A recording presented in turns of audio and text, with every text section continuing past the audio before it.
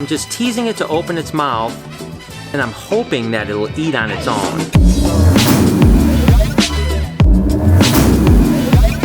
Hey, good morning, everybody. It's so good to see your smiling faces. 23 hours. That's right, 23 hours until the truck arrives with the Reptarian habitats. Stuart's coming in tonight. We've got a couple other people coming today, so it's going to be an absolutely exciting day. I'm in the incubator just to see a few babies hatch. Look at these beautiful monkeys here. Oh my gosh. Of course, this is actually a dragonfly to a pinstripe, but this animal in particular is one that I thought was really interesting. Of course, it looks like it's just a fire pinstripe, but that isn't a normal fire pinstripe at all. There is something going on because, of course, this is a fire pinstripe here. You can certainly see the difference between those two animals right there. I'm not really sure what's going on, but it's absolutely awesome. And then this is that clutch that I caught the other day that was a blue-eyed leucistic, which was a lesser het russo to a super enchi pin. So you can see that all of these guys are enchis. This one here is absolutely gorgeous. Of course, this is a het russo enchi pinstripe. Oh, doggy, that thing is gorgeous. But look at how clean that animal is right there. That, of course, is a het russo enchi. Whoo, doggy, I tell you what, these things are gorgeous. Look at this animal right here. Oh my God, these things are crazy. We've got one little baby left to hatch still in the egg. Then the final clutch that is basically all out is this. Oh my God, take a look at the big clutch this is. Oh my gosh, of course, this is a little banana ball python right here. Oh my gosh, that thing looks absolutely crazy. Look at this right here. This is pretty cool. This is actually a banana pewter ball python. So it's a cinnamon, it's a pastel, and it is a banana. Oh my gosh, that thing is good. Take a look at that right here. That is just a pewter ball python. Oh my gosh. And then of course they've got cinnamon ball pythons here. We have another pewter and a pastel banana there. The interesting thing is, look at how many animals are in here. We've got pewter, we've got cinnamon, and we don't have any cinnamon bananas, which is really weird. We only have 3 bananas in the whole clutch. We had a normal banana, a pastel banana, and a banana pewter, but no cinny bananas, so that's kind of weird, but nevertheless, that is a lot of beautiful babies. Regardless, guys, like I said, we have 23 hours. We have a lot of things to do. It is going to be a crazy day, but I cannot be more excited, and I probably won't sleep tonight. There's always that point in every project when like the reality hits you like, oh my gosh, this is actually happening. Now, don't get me wrong. I've been working on this for months and months and months, but finally it feels like, wow, we are installing the zoo tomorrow. And honestly, that changes my life in a lot of ways. I haven't had a place where people could literally come and visit me and see my animals unless they set up a tour in advance. So this is pretty awesome. And I'm excited. And it's something I've wanted to do my whole life. And I can't wait for all those kids to come in and see their faces get lit up with excitement when they see these animals. So, so many emotions going through me, and I'm going to take you guys on the emotional roller coaster. The truth is, when you get into projects like this, there's going to be 100 things that go wrong between today and tomorrow and the end of this build, but we just have to deal with them. So fingers crossed, take a deep breath. 22 hours. Today's going to be a lot of working next door, coming over here. Some people are coming in. We have Hunter, we have Steve over there, and of course we have Mike still hanging out. Got to get some snake time in and just kind of have some fun today. I think we're also going to shoot a little bit of vlog stuff for Mike.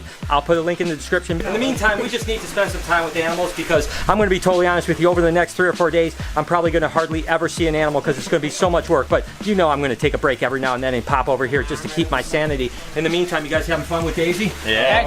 She's such a gorgeous girl, isn't she? Again, today is going to be a wild day because there's all kinds of stuff going on. You can see right over here, my forklifts have arrived. So actually just one forklift. We wanted to have one forklift so that we could get them off of the truck because some of these enclosures are like 1,200 pounds. So there's no way we're going to lift them off. So we got a forklift that's delivered here. That's one more step closer to the Reptarian getting here. Oh, and by the way, if I haven't mentioned, 15 hours from now.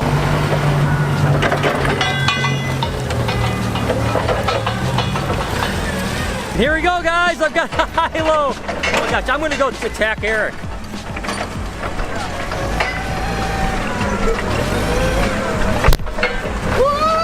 Eric, jump on!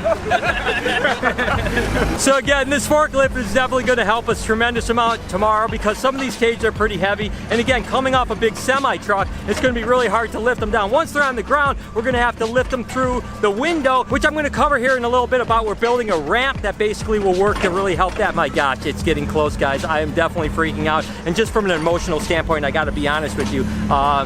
Stress level's about as high as it's normally for me. Normally I take things in stride. Today I'm like, oh my gosh. Now that I have my high-low, I'm gonna take a quick break and update you guys on a couple things really quick. These are those mangrove eggs. Remember I was telling you I was a little bit stressed out because they were like 60-something days in and not hatching? Well, guess what? I talked to Steve, and the place that Steve works at has actually hatched mangroves before, and believe it or not, these little monkeys here, incubating at 82 degrees, which is where we have them, take about 120 to 130 days to hatch. Now, to put that in perspective, most colubrids hatch in about 60 days, so these guys here, mangrove snakes, take twice as long to hatch. That is crazy to me, but I feel so relieved because I was looking at these eggs and I go, they look so good, why are they not hatching? And I was almost considering cutting them to see if there's anything inside. Thank gosh I didn't. I should have done more research, and this just goes to show you, no matter how long you've been working with animals, you are not an expert, because there's always things that come up that go like, oh my god, this is totally different than what I thought. But anyways, before I get back here, I do have to assist feed Cookies and Cream. And so like I mentioned, I had actually been assist feeding Cookies and Cream's mouse tails, and this past weekend, Lori took a frozen thawed pinky and put it in the left head's mouth that I always say eats. Let's just call her Cream from now on. Apparently it ate. So this will be the second time that we did it. So I'm gonna just put it in. I'm gonna go ahead and put a GoPro in here and shut the cage. We may catch it eating, we may not. I'm not really 100% sure, but I'm not gonna take any risks. So I'm gonna be very gentle with this, but I'm pretty excited that it apparently seems to be eating. So essentially what I'm doing is really gently, I'm kind of just teasing it to open its mouth, and I'm hoping that it'll eat on its own. You can see it kind of bites on it, and then I'm hoping it takes it down. I'm just gonna go ahead and put it in its cage, put the GoPro in here, shut the cage. Again, I don't know if the footage is gonna be worth anything, but I'm gonna try my best, and then we're hopefully gonna come back in an hour or so, and hopefully Cream will have eaten. Apparently they make them crazy in Canada. Sure do. Mike asked if he could go in with RJ, because RJ's still there, and I said, of course you can. So have at it.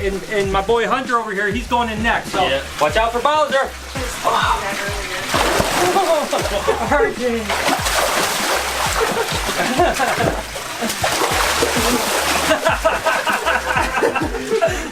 Mikey, mate. Got it. Okay. Strong, hey. You're a big boy.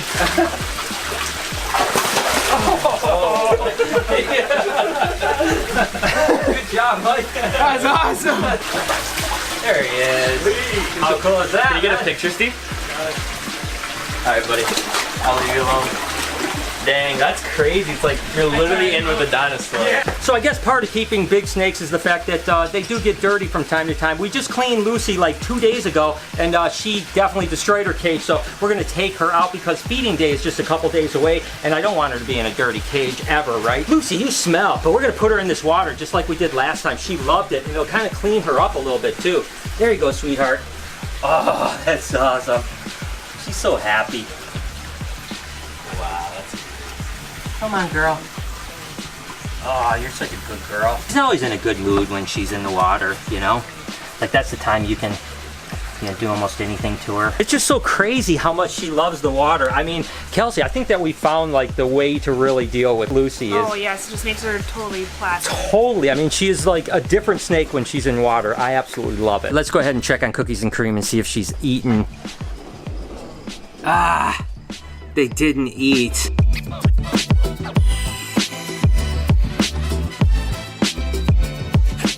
I don't know. I tried actually like 3 different times. I don't want to stress them out anymore, so I'm going to go ahead and just call it. Maybe the technique that Lori used was the better technique. I'm not 100% sure, so I think I'm just going to give it a day, have Lori try again, because obviously I failed on this one. Oh man, please, Cookies and Cream. I was so excited to see them eat again, so oh well, I've got to get next door and get some work done. Back over at the Reptarium, T-minus 13 hours before the truck arrived. Seems like everything is on point. I've been checking up with everything, the trucking company, the window company, the high-low is here. Everyone that's showing up seems to be checking in saying they're going to show up. So I have 2 more projects that I have to do here. We're actually taking this window out right here to actually load the cages in. But of course, stepping over this is going to be a little bit difficult. So the way we thought we would do it is we've got this board here. We're going to build a stand that goes on this side and then a stand that goes on the outside. We're going to actually put this board on like this so that way from the outside you could set the cage on the board and then just slide it into here, pick it up here here and move it in. It seems like that's probably the best way to go. So I have to make two kind of like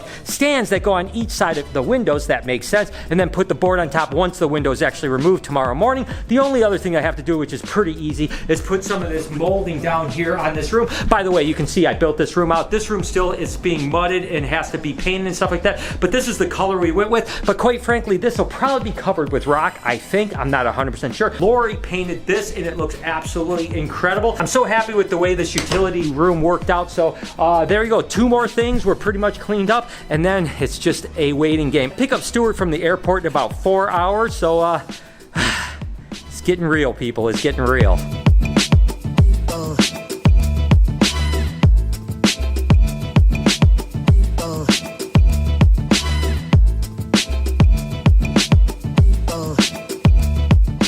Okay, so basically that is finished. The ramp is over here, and again, what happens, you can kind of see, it starts here, the window will be out, so it goes over to here. This board actually goes across the whole thing. We could put the cages on that ramp outside and just slide them right through and then pick them up. It just kind of saves us a little bit of work. Hopefully that's good. So I think that we are done here. There's nothing else we can do other than a little cleanup, and then guess what, guys? A little more than 12 hours. Yeah, just in case you guys are wondering, Red Rooster is still hanging out with Savvy, and they are still great friends. Well, with that said, guys, I am going to leave the shop and head home really quick. I have everything done that I can get done today. I'm going to go pick Stuart up in a few. Got a few other things to do. But as for now, what's done here is done here, so let's go ahead and get out of here. All right, guys, like I had mentioned, I want to take you guys on an emotional journey, what I'm feeling, and so you kind of really understand what's going on. It's about 9 o'clock at night, which means we're 11 hours from the truck arriving tomorrow, or in that time frame. We'll see what happens. The point is that it is crazy, you know, and I know some of you guys are probably clicking off right now because you're like, this is the boring part of the vlog. I just want to talk to you guys, bring you guys along. I've been thinking about this type of a zoo since I was a kid. You know, since I was probably 12 years old, I always thought I'd want to have something like this. Really never thought that it was a reality, that I could ever really do it. And then I went on a journey for many years doing, you know, breeding reptiles, which has been fantastic. But the zoo came to mind again a couple years ago when I really thought that this is what I want to do. And again, I've been inspired by so many of the people like Jay at Prehistorics, Alligator Alley, Clyde Peeling, Reptilia up in Toronto. And that's what made me think maybe it's time. So here we are, 11 hours away from potentially getting the truck here to start to install. And I'm excited. I'm extremely nervous because I know there's going to be a lot of things that are going to go wrong and we have to solve them. There's going to be a lot of issues that I wasn't anticipating that we're going to have to overcome. The unknown is difficult, not knowing how it's going to go. In my head, I see the finished product, but I know we still have a long way to go to get to the finished product. Hopefully, by the 14th, that finished product will happen and you guys can come visit me on the 14th or anytime thereafter. I've got to get to the airport in about a half an hour, 40 minutes to go pick up Stuart. Everyone else comes in the morning. Some people have driven in tonight, but they're just getting hotels and I'll see them in the morning. I still have to come back and edit, and I probably won't sleep tonight. It's going to be an early morning. It's here, people. It's here. I mean, the Reptarium comes to life tomorrow. By the end of tomorrow, all of the cages are going to be inside the Reptarium. Will they be set up? No, of course not. But they're going to be in there. And I want to bring you guys along on that journey as much as I possibly can. Not only seeing how we do it, but also how I'm feeling. So I want to know from you guys, how do you feel about it? What do you think? What do you want me to do? Thank you guys for all your support and everything. It means the world to me. And this wouldn't have been possible without you guys supporting me. So I love you. Thank you so much. All right, guys. Let's go ahead and end the vlog here, and next time I see you, we're going to have cages coming into the Reptarium. Have an absolutely amazing night. Do me a couple favors before we get out of here. Can you smash the like button, turn the post notifications on? You know how it goes. As I said, make a comment down below. Be kind to someone, and I promise I will see you guys tomorrow.